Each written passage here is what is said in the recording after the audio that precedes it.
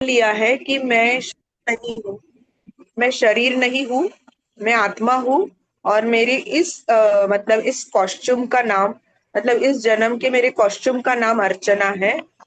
और मुझे याद है कि मैं जब थोड़े थोड़ी इसमें जुड़ी थी, तब मुझे एक अकोला के हमारे गायत्री परिवार के घाटे गुरुजी थे, वो मुझे फोन करते थे। और हेलो बोलने की बोलती थी, वो बोलते थे कौन बोल रहा है, तो मैं बोलती थी कि मैं अर्चना बोल रही हूँ। तो वो बोलते थे कि नहीं तुम अर्चना नहीं, तुम आत्मा बोल रही हो।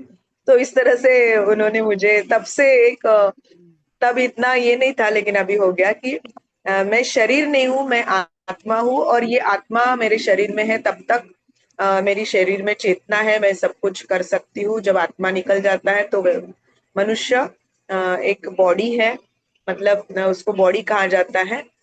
तो इस जी तरह से मैं कहना चाहती हूँ। आगे और सभी लोग अपना अपना थोड़ा विचार देंगे। जी जी जी, क्योंकि ना सबकी एक व्याख्या सुनना भी जरूरी है। हम सबके मन में अपने आप को लेकर क्या विचार है। सबने अभी तक जो भी सुना है, चाहे नहीं भी सुना होगा, तो उन्होंने क्या समझा है कि मैं क्या हूँ। ये मैं चाहती हूँ सबका एक दृष्टिकोण एकत्रित किया जाए, है ना। ये आदान प्रदानों का स्वाध्याय होगा तो शायद और निखर कर ये टॉपिक सबको समझ में आएगा। चलिए, धन्यवाद अर्चना दीदी, आपका समझाया हुआ तो गुरुदेव का वाणी लगता है। आप जो बोलते हैं ऐसा लगता है कि गुरुदेव के माध्यम से हमारे अंदर जा रहा है। धन्यवाद। कोई और अपनी व्याख्या देना चाहेगा? मैं चाहती हूँ हर पार्टिसिपेंट अपने बारे में बताए। आपके लिए मैं क्या हूँ, ये क्या है, प्लीज बताइए। सभी को प्रणाम, जय गुरुदेव। मैं एक वो परमात्मा का अंश हूँ। जो मेरे अंदर जो आत्मा है वो उस परमात्मा का अंश है। और मैं खुद मतलब उसका उनका ही अंश मानती हूँ खुद को। मतलब मैं एक आत्मा हूँ, मैं शरीर नहीं हूँ। और उसके ही इसमें मैं जीती हूँ। और मेरा नाम कल्पना चकोले है। और मैं ज्यादा से मतलब बीच बीच में ही जुड़ती हूँ स्वाध्याय में, कभी कभी मुझे जब याद आई तो जुड़ती हूँ, और नहीं तो फिर नहीं जुड़ती हूँ। जी जी जी, धन्यवाद कल्पना चाकोले जी, आपने भी बहुत अच्छी व्याख्या बताई हमें कि मैं भी एक आत्मा हूँ, मेरी अपनी एक चेतना है, मेरा अपना एक अनुमान है, अनुभव है। लेकिन आप जो कह रहे हैं ना, मैं बीच बीच में जुड़ती हूँ। आज देखिए, आपने अपनी बात रखकर आपने आपका जो एक्नॉलेजमेंट होता है कि मैं भी आती हूँ। शायद अभी तक कल्पना जी जुड़ रही हैं, ये सबको पता नहीं होगा, आज मुझे तो पता चल गया, पता नहीं बाकियों का। तो चलिए, आपके अपने व्यक्तित्व को प्रदर्शित करने के लिए, अपना एक टिप्पणी देने के लिए इस पे बहुत बहुत धन्यवाद। चलिए, कोई और अपनी का भी व्याख्या देना धन्यवाद। चाहेगा? कोई और अपनी व्याख्या देना चाहेगा मैं क्या हूं इसके ऊपर?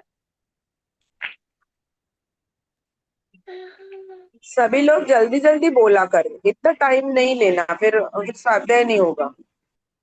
जी जी जी, ठीक है। अगर आप लोगों का कुछ अपना व्याख्या तैयार नहीं है तो कोई बात नहीं, जब आप लोग रेडी होंगे raise your hand and then immediately we can take that, है ना दीदी? ऐसा कर सकते हैं ना?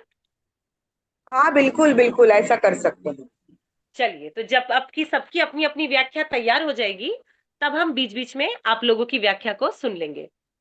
तो जैसे कल हम लोगों ने सुना कि जो जो अर्चना दीदी ने कल हमें इसके माध्यम से बताया, पिछला पेज जो हमने पढ़ा गया, कुछ अंश जिसमें मैं उपस्थित थी, उसमें मैंने देखा कि सिर्फ दहेज लेने को, देने की प्रक्रिया को, मतलब इसमें कोई भी ऐसा आभास नहीं है कि जिसे दान प्रदान किया जाए इससे किसी को कोई अंश प्राप्त नहीं होता। ये बात मेरा एक टेक अवे था उससे, जो मुझे बहुत हिट किया।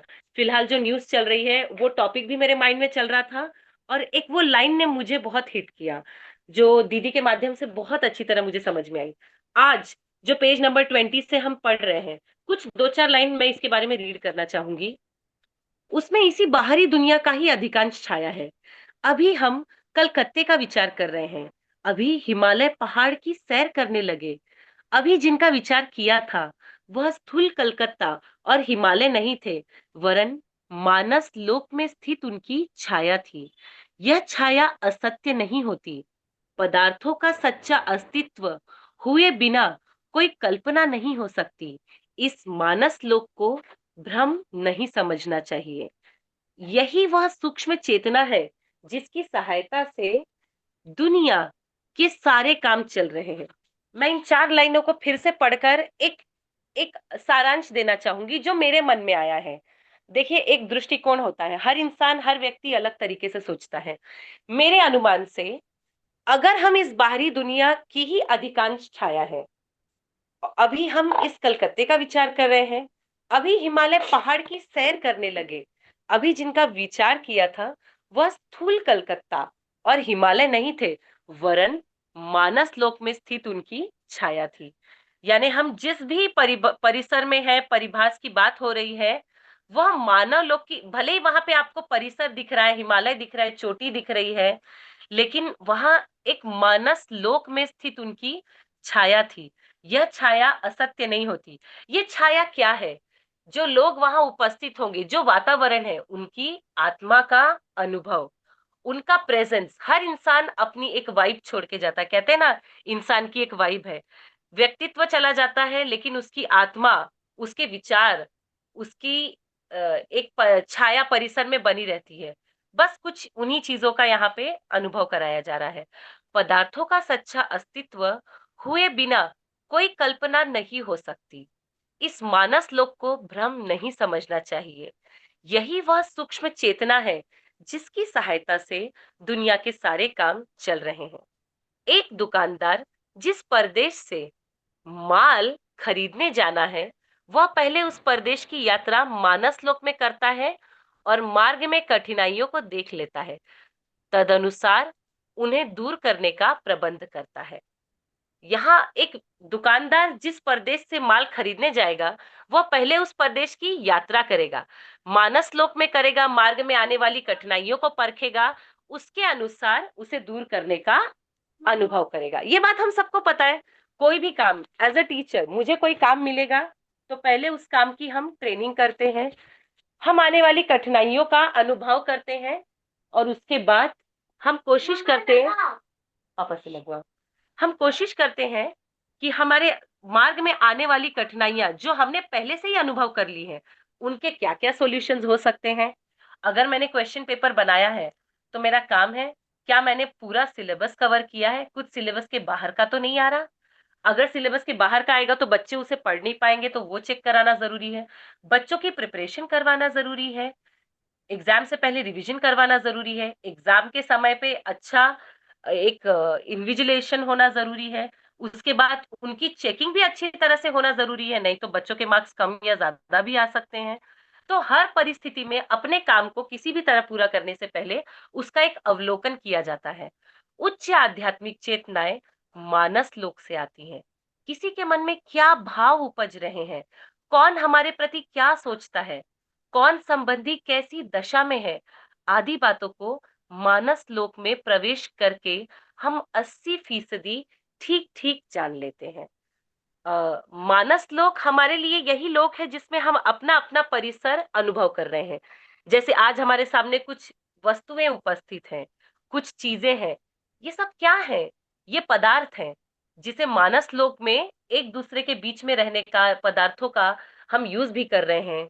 एक परिसर है जिसमें एक दूसरे से बातचीत कर रहे हैं, हमारी रिश्ते हैं, हमारे अपने फ्रेंड्स हैं, फैमिली है, कुछ ऐसे लोग हैं जिन्हें हम जानते भी नहीं हैं, लेकिन हमारा उनसे रोज कहीं ना कहीं वार्तालाप हो जाता है। अगर दुकानदार है तो उसके पास ग्राहक आते हैं, कोई टीचर है तो उसके पास जो स्टूडेंट आते हैं।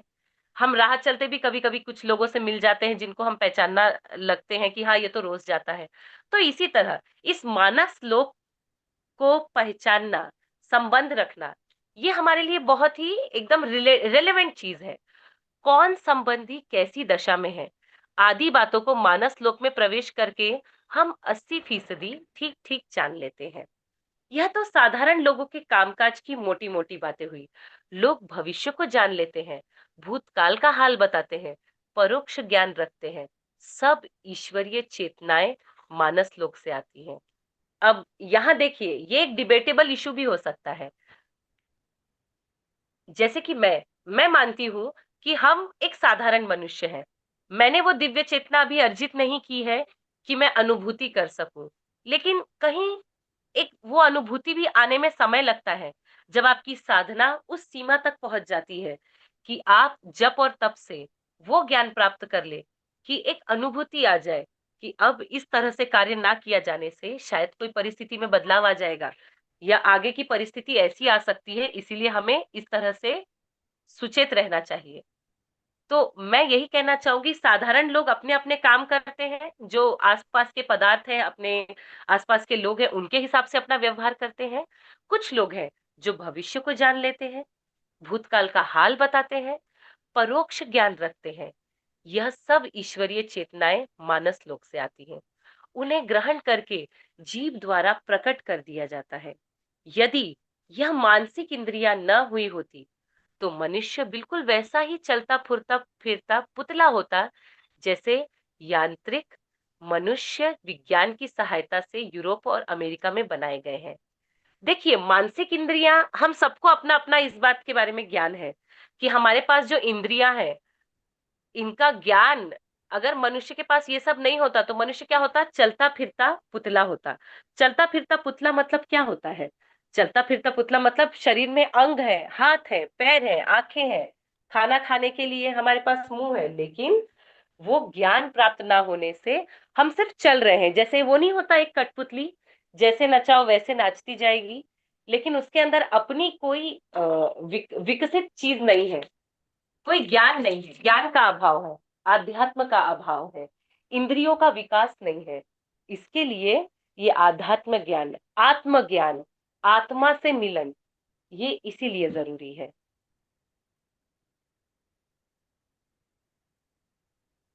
यदि, हाँ सॉरी, 10 मनुष्य विज्ञान की सहायता से यूरोप और अमेरिका में बनाए गए हैं। 10 सेर मिट्टी और 20 सेर पानी के बने हुए इस पुतले की आत्मा और सूक्ष्म जगत से संबंध जोड़ने वाली चेतना, यह मानस लोक ही समझनी चाहिए। देखिए, मानस लोक में भी अनुभव, जो मेरा अनुभव है, अपने अपने विचारों का, इंद्रियों का विकास अलग अलग तरह से हो रहा है।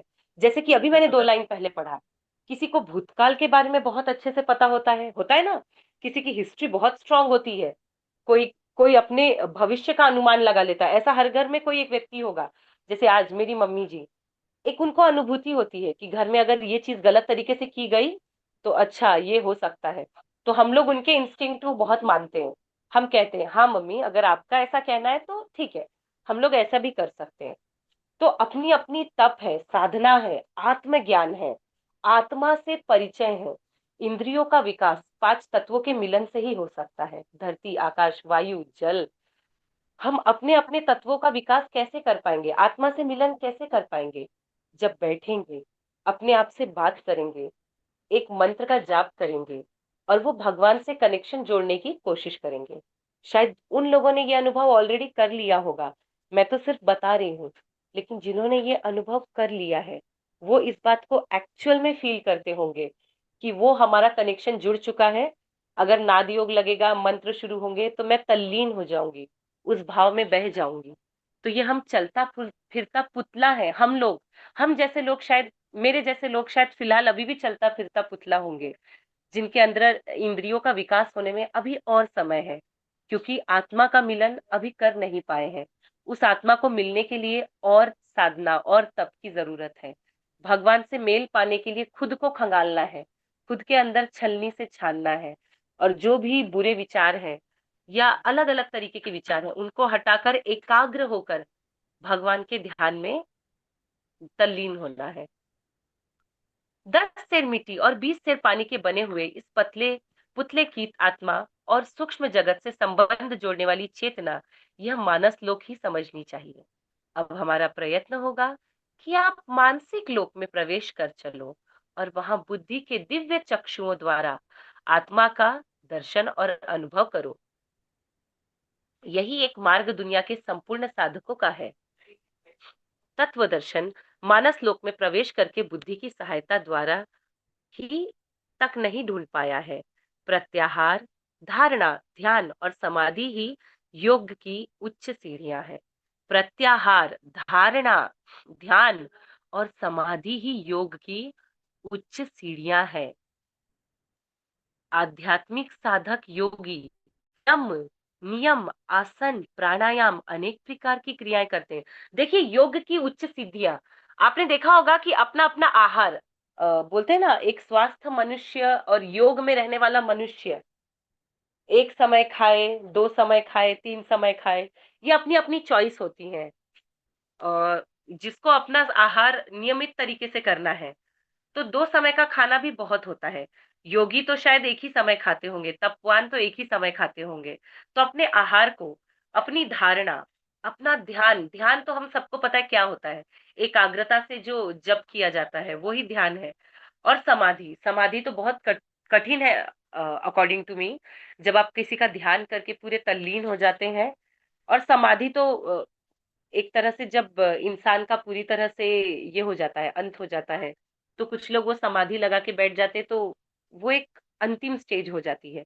लेकिन योग में यहाँ इसका अर्थ, अनुमान जो मैं लगा रही हूँ, कि प्रत्याहार, धारणा, ध्यान और समाधि ही योग की उच्च सीढ़ियाँ है। आपका आहार, आपकी क्या धारणा है, आप किस तरह से अपना ध्यान लगाते हैं, आध्यात्मिक सोनम, साधक। हाँ। सोनम थोड़ा सोनम थोड़ा डिस्टर्ब करना चाहूंगी मैं। तुमने जो जी जी समाधि बोला ना, समाधि जो बोली ना, वो जी समाधि जी में जी। आत्मा का परमात्मा से मिलन होता है। और वो अच्छा। व्यक्ति कितने देर तक उसी स्टेज में रह सकता है, मतलब एक एक दिन, दो अच्छा। दो दिन वो उसी स्टेज में रहता है, जिसको जी, जी, साधना मुझे मतलब एक्चुअली समाधि कंफ्यूजन था, कहते हैं। क्योंकि हम दो अनुमान, मतलब मैंने जो 2 अनुमान लगाए, इसके समाधि का मुझे एक्चुअल मीनिंग नहीं पता था। लेकिन हाँ हमारी हाँ हाँ। तरफ समाधि जो मरने के बाद कुछ लोगों के लिए समाधि लगाई जाती है। जैसे नहीं, वो अलग है। ये जैसे अच्छा। रामकृष्ण परमहंस जी है ना, वो एकदम मतलब उनका आत्मा से परमात्मा का मिलन होता था, तो वो उसी हाँ। स्टेज में एक एक दो दो पांच पांच दिन रह जाते थे। ये है। अच्छा। अच्छा, तो मतलब उनका पूरा ध्यान उधर एकाग्रता से वहां चला जाता था, तो वहां वो समाधि का वहां पे ये परिभाषा है। जी। हाँ हाँ हाँ। धन्यवाद अर्चना दीदी, ऐसे ही हम स्टूडेंट्स को सिखाते जाइए ताकि हमसे गलतियां। नहीं नहीं, जरूरी है वो बताना, है ना? ठीक, ओके। जी जी जी, बिल्कुल जरूरी है, बिल्कुल। आध्यात्मिक साधक योगी यम, नियम, आसन, प्राणायाम, अनेक प्रकार की क्रियाएं करते हैं। ये हमने देखा है कि जो योगी लोग होते हैं, वो अपने कुछ क्रियाएं करते हैं। उन क्रियाओं में क्या क्या शामिल है? यम, नियम, आसन, प्राणायाम, अनेक प्रकार की क्रियाएं की जाती हैं। हठ योगी नेति, धौती, बस्ती, ब्रजोली आदि करते हैं। तो ये अलग-अलग तरीके की इनकी क्रियाएं हैं, जिनके बारे में एक योग करने वाला व्यक्ति बहुत अच्छे से ये कर सकता है। मैं हर किसी के बारे में नहीं जानती, बस्ती एक जानती हूँ, क्योंकि वो मैं ले चुकी हूँ अपने कमर दर्द के कारण, तो बस्ती एक क्रिया है जो मैं करती हूँ। बाकी इनके बारे में नेति, धौती, ब्रजोली, ये क्रियाएं, इनका अनुभव अभी नहीं है। पर ये योग की क्रियाओं का एक अपना-अपना नाम है। अन्य मतावलंबियों की साधनाएं अन्य प्रकार की हैं। ये सब शारीरिक कठिनाइयों को दूर करने के लिए है। ये मैं अपने पर्सनल इससे बता सकती हूँ। बस्ती जो क्रिया है, मुझे एक स्लिप डिस्क का इश्यू है। इसके लिए मैंने जब से बस्ती क्रिया करना शुरू किया, कुछ 10-15 दिन के इंटरवल के लिए, मुझे इसका बहुत फायदा हुआ। मैं जो खड़ी भी नहीं हो पा रही थी बिना किसी सपोर्ट के, वो मैं कर पाई। तो मैं बस इसलिए ये बात बता रही हूँ कि योग की क्रियाओं का असल में फायदा होता है। ये मैंने खुद के अनुभव से बताया है, और मैंने एक ही क्रिया की है, इसलिए मैं एक ही के बारे में बोल सकती हूँ। ये सब शारीरिक कठिनाइयों को दूर करने के लिए है। शरीर को स्वस्थ रखना इसीलिए ज़रूरी समझा जाता है कि मानसिक अभ्यासों में गड़बड़ी ना। हम अपने साधकों को स्वस्थ शरीर रखने का उपदेश करते हैं। आज की परिस्थितियों में उन उग्र शारीरिक व्यायामों की नकल करने से हमें कोई विशेष लाभ प्रतीत नहीं होता। धुएं से भरे हुए, ये बात सही है, आप सब इस बात से अग्री करेंगे कि अगर आपका शरीर स्वस्थ है, तो अगर आपको जप बोला जाए, तप बोला जाए, स्वाध्याय बोला जाए, सत्संग बोला जाए, या अन्य कोई भी कार्य बोला जाए, वो आपको बहुत प्यारा लगेगा, एनर्जेटिक लगेगा। लेकिन अगर आपके शरीर में कहीं भी कोई तकलीफ है, तो आपको कोई भी क्रिया में मन नहीं लगेगा। हो सकता है आप जबरदस्ती कोई क्रिया कर ले, पर शायद पूरे भाव से नहीं कर पाएंगे। इसीलिए देखिए, बुक में भी पंडित जी ने खुद अपनी बुक में इस चीज को इनकॉर्पोरेट किया है कि आपका शरीर स्वस्थ होना आपके मानसिक स्वास्थ्य के लिए कितना ज्यादा जरूरी है। इसीलिए तो यहाँ योग को भी सम्मिलित किया गया है, क्योंकि योग की क्रियाएं आपको स्वस्थ रखने में बहुत मदद करती हैं। और योग की क्रियाओं में खुद ही उन्होंने प्रत्याहार का समावेश कर लिया है, आपके आहार को ले लिया है, आपके ध्यान को ले लिया है, आपकी एक्सरसाइज को काउंट कर लिया है। तो एक शारीरिक स्वस्थता भी बहुत जरूरी है मानसिक स्वस्थता के लिए। बोलते हैं ना, happy life is healthy life, है ना। तो अगर आपकी लाइफ हैप्पी कब बनेगी, जब आपकी लाइफ हेल्दी है, हेल्थ अच्छी है।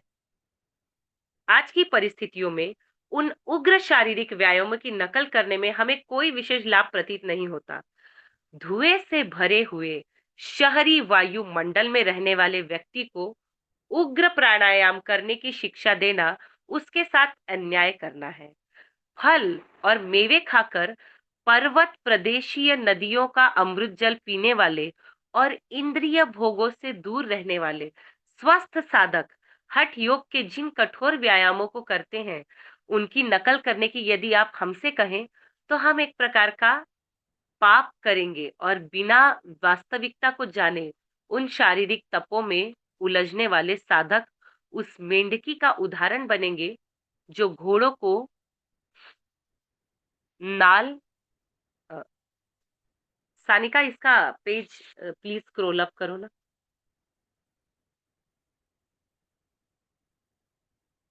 सानिका, मेरे पास है स्क्रीन शेयर, लेकिन हाँ हाँ, थैंक यू। हाँ, तो यहाँ पे कुछ चीजें बताइए कि हम लोग कहीं कहीं क्या होता है कि कुछ लोगों से बड़े इंस्पायर हो जाते हैं। इंस्पायर भी बोल सकते हैं, कॉपी भी बोल सकते हैं कि जैसे किसी ने ये किया, हाँ ये कितना इसने ये किया तो इसको कितना फायदा हुआ। तो अब तो हम एक धुएं के भंडार में जी रहे हैं। पूरे शहर में फैक्ट्रीज, इतने व्हीकल्स है, इतना पोल्यूशन है। इस पोल्यूशन ने ग्लोबल वार्मिंग को बढ़ा दिया है। और हम गायत्री परिवार से जो लोग जुड़े हुए हैं, हम तो नए नए लोग हैं, लेकिन जो पहले से जुड़े हुए हैं उन्होंने इतनी मेहनत की है, स्पेशली ग्लोबल वार्मिंग को कम करने के लिए वृक्षारोपण किया है, जिसके कितने फायदे हैं। ऑक्सीजन का लेवल बढ़ता है, ग्रीनरी आती है, वेजिटेबल्स, फ्रूट्स और कई तरह की चीजें हमें मिलती है। और सबसे बड़ा कंट्रीब्यूशन है CO2 का लेवल कम करना और ऑक्सीजन का लेवल बढ़ाना।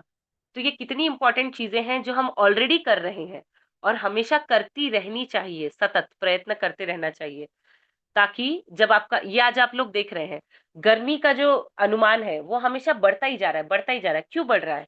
क्योंकि कहीं ना कहीं टेम्परेचर यूनिवर्स में रेज हो रहा है। जो आपकी अपना ये ब्रह्मांड है, यूनिवर्स है, इसमें आप देखेंगे कि टेम्परेचर अर्थ का क्यों बढ़ता जा रहा है, क्योंकि ग्लोबल वार्मिंग बढ़ रही है। पहले से व्हीकल्स अब ज्यादा है, पहले से इंडस्ट्रीज अब ज्यादा है। इसका ऑटोमेटिक परिणाम यही हो रहा है कि जो धुएं हैं, जो इंडस्ट्रीज से केमिकल्स निकलते हैं, उनका जो अंश है जाकर ऊपर CO2 का लेवल राइज कर रहा है। और CO2 का लेवल बढ़ना, इसका मतलब क्या हो रहा है? ग्लोबल वार्मिंग का पड़ना, टेम्परेचर में राइज होना। तो उसे रिड्यूस करने के लिए सबसे बेस्ट तरीका है ग्रीनरी को इंक्रीज करना। ऑब्वियसली व्हीकल्स को कंट्रोल करना, हम बोलते हैं कारपूलिंग करो, मेट्रो को यूज करो, बस को यूज करो, व्हीकल्स को। लेकिन प्रैक्टिकली क्या हो रहा है? व्हीकल्स तो बढ़ ही रहे डे बाय डे। तो और क्या किया जा सकता है? तो वृक्षारोपण जो गायत्री परिवार में शायद कहीं पहले से चलता आ रहा है। हमारे साथ जो दीदियां पहले से जुड़ी हुई, अर्चना दीदी को, बहुत सारी दीदियों को ये बात ऑलरेडी पता होगी। आप लोगों ने शायद उसमें सहभाग लिया है, हम तो सिर्फ बातें कर रहे हैं इसकी। आप लोगों ने तो ये चीज पहले से चलाई है। तो इन चीजों से आप ग्लोबल वार्मिंग को भी कंट्रोल करते हैं, प्लस आप नई पीढ़ी को एक सद्ज्ञान दे रहे हैं कि बेटा ये चीज आपके लिए अच्छी है, आपके पर्यावरण के लिए अच्छी है। हम एक प्रकार का पाप करेंगे और बिना वास्तविकता को जाने उन शारीरिक तपों में उलझने वाले साधक उस मेढकी का उदाहरण बनेंगे जो घोड़ों को नाल ठुकवाते देखकर आपे से बाहर हो गई थी और अपने पैरों में भी वैसी ही कील ठुकवाकर मर गई थी। मतलब यही एक दूसरे को देखकर कॉपी करना, पर उसका तथ्य ना समझना। जिम जाना है, एक्सरसाइज करना है, लेकिन एक्चुअल जो योग साधना में बताया गया है, आहार को लेकर, क्रियाओं को लेकर, उससे जो आपको अनुभव होगा, आपके शरीर को ज्ञान, आपके शरीर को अच्छाई प्राप्त होगी, स्वास्थ्य प्राप्त होगा, वो शायद किसी को कॉपी करने से नहीं मिलेगा। तो सबसे अच्छी बुक है भगवान की बुक, हमारे पंडित जी की बुक, जिससे हम एक्चुअल चीजें जान पाएंगे कि क्या हमको किसी से देखकर प्रेरणा लेनी चाहिए या तथ्य को भी जानना चाहिए। किसमें क्या तथ्य छुपा है, क्या क्रिया करने से क्या लाभ हो सकता है, किस क्रिया में कितना फायदा छुपा हुआ है। तो किसी को देखकर कॉपी नहीं करना है, बल्कि अपनी खोजबीन करना है, अपनी रिसर्च करना है और फिर एक सही डिसीजन लेना है कि आपके लिए क्या सही है, आपके स्वास्थ्य के लिए क्या सही है। स्वस्थ रहने के साधारण नियमों को सब लोग जानते हैं, उन्हें ही कठोरता पूर्वक पालन करना चाहिए। यदि कोई रोगी हो तो किसी कुशल चिकित्सक से इलाज कराना चाहिए। बिल्कुल सही बात है। अगर आपके साथ कोई तकलीफ है स्वास्थ्य में, आपको, आपके बच्चों को, तो सबसे पहले आप अपना कोई दवाई देने से पहले यही सोचते हैं कि नहीं, हम इसके चाइल्ड स्पेशलिस्ट के पास चलते हैं, पीडियाट्रिशियन के पास चलते हैं।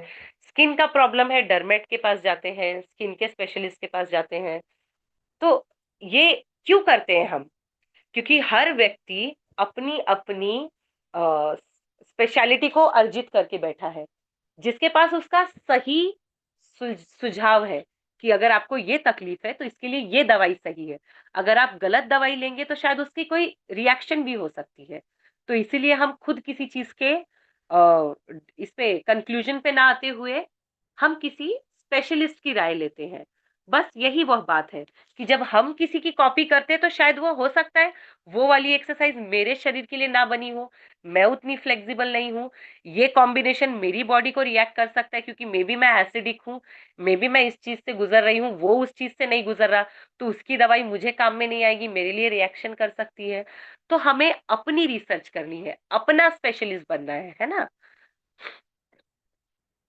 स्वस्थ रहने के साधारण नियमों को सब लोग जानते हैं, उन्हें ही कठोरता पूर्वक पालन करना चाहिए। यदि कोई रोगी हो तो किसी कुशल चिकित्सक से इलाज कराना चाहिए। इस संबंध में एक स्वतंत्र पुस्तक प्रकाशित करेंगे। Sanika screen share. Sanika, can we go to the beginning from this line? इस संबंध में एक स्वतंत्र पुस्तक प्रकाशित करेंगे।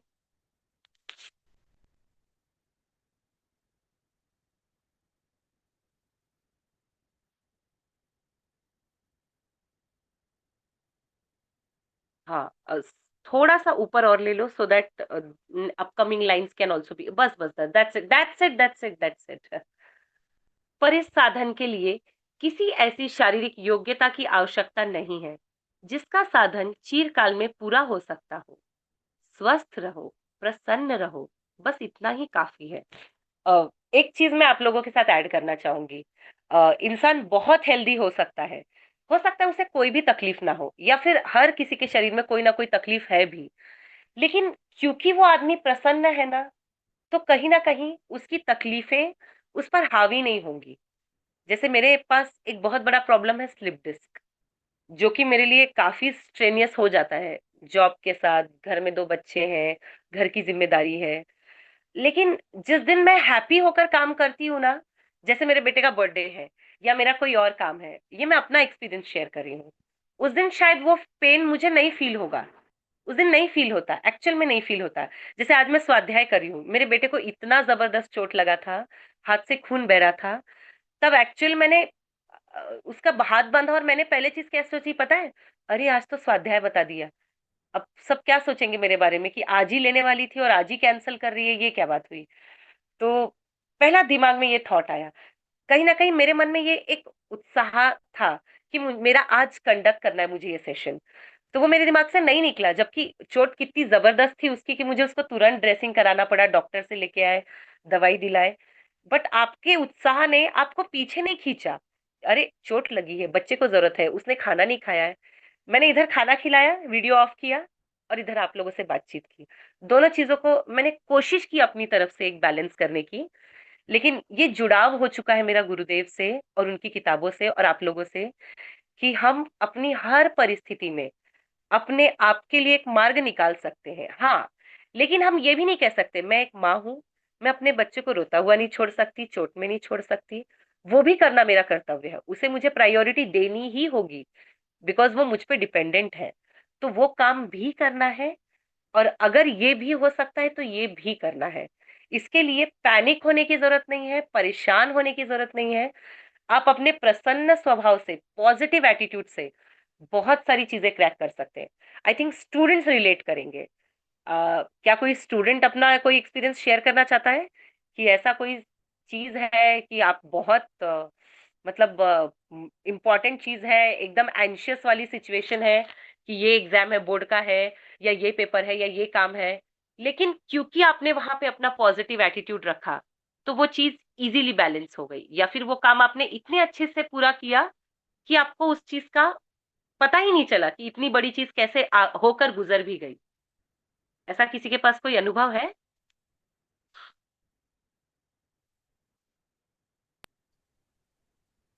बताओ स्वेजल। हेलो। देखो जय गुरुदेव दीदी। हाँ हाँ हाँ। प्रतीक्षा बोलो, हाँ प्रतीक्षा। शायद प्रतीक्षा, समय नहीं कोयल की आवाज है बेटा, कोयल जैसी आवाज है, मैं हमेशा कॉम्प्लीमेंट करना चाहती हूँ। धन्यवाद दीदी। शायद हाँ हाँ। समय नहीं बचा है तो शायद बताते बताते मीटिंग एंड हो जाए। बट मुझे एक आपके बारे में दीदी थोड़ा परिचय देना था आपका। पर सॉरी मैं मतलब मीटिंग जैसे शुरू हुई वैसे नहीं दे पाई क्योंकि मैं रास्ते में थी।